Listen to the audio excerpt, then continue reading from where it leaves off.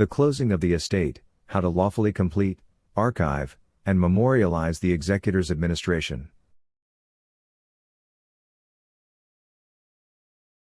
1. The purpose of closure. Every administration must end, otherwise, the law becomes a hamster wheel. Closing the estate is not surrender, it's graduation. So what does that actually mean? It means the paperwork gets its diploma, and you get your peace. Once all debts, claims, and bonds have been settled or reconciled, the executor must formally declare completion. Without this act, the record remains open, and open records attract confusion like a porch light attracts moths. Footnote. Closure of administration finalizes jurisdiction, preventing further claims and ensuring legal peace in perpetuity. 2. The declaration of completion. The declaration of completion is the executor's final statement, a legal obituary for the estate's obligations. It should include the estate's identifying information, a list of settled claims and bonded remedies, the final accounting ledger, a sworn statement of satisfaction and balance, the executor's signature and seal. So what does that actually mean? It means the estate gets to say, "We're square." This document is both ceremonial and practical. It closes the book, terminates fiduciary responsibility, and marks the executor's return to private peace. Footnote. The declaration of completion functions as the executor's closing statement, terminating fiduciary authority and liability. 3. Archiving the record. Every instrument, from the first notice to the final order, belongs in the archive.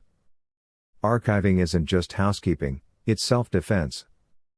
So what does that actually mean? It means memory is your best lawyer. The archive may include originals and certified copies of every filing, mailing receipts and ledger entries, affidavits of service and verification, the executor's closing declaration and summary index. A complete archive turns your record into a monument. Even if time erases men, the documents will still testify. Footnote. Preservation of the full administrative record ensures perpetual proof of lawful execution and compliance. 4. Notifying interested parties. Although closure is internal, the executor must notify any known parties with legitimate interest, beneficiaries, agencies, or fiduciaries.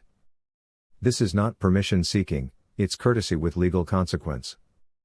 So what does that actually mean?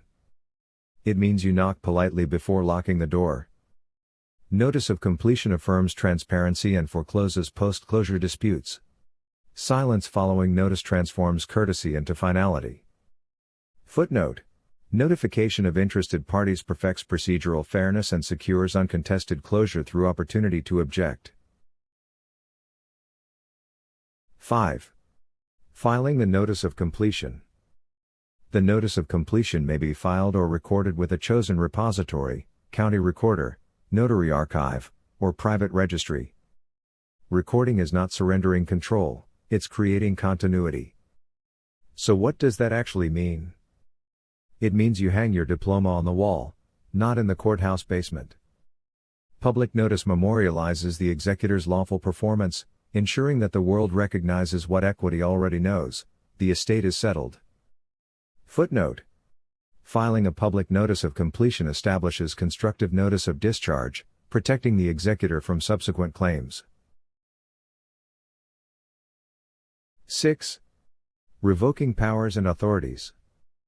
Once closure is declared, all previously issued powers of attorney, authorizations, or trust instruments connected to administration must be formally revoked.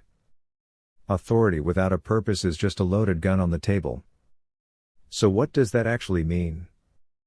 It means if the movie's over, roll the credits.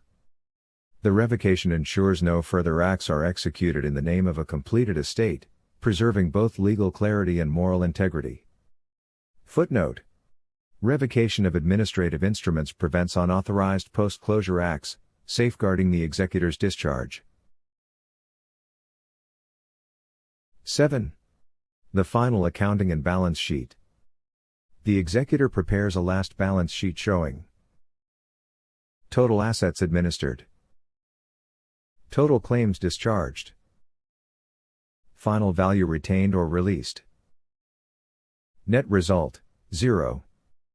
So what does that actually mean? It means the goal was never profit, it was peace. In equity, 0 is perfection. When all credits meet all debts, the universe applauds quietly. The final accounting is not about money, it's about symmetry. Footnote. The closing balance sheet represents the fulfillment of fiduciary equilibrium, all claims balanced to 0. 8. The executor's discharge and legacy. With closure completed, the executor issues a self-executing certificate of discharge, affirming that all duties have been performed and no liabilities remain. From that moment forward, the executor returns to private status, not as administrator, but as witness to a process well done.